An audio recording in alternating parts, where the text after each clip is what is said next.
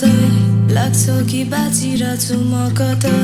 जहाँ छैन मेरो कुनै दबाई कहिले एक्लै हुन्छु कहिले हेर्दै रुन्छु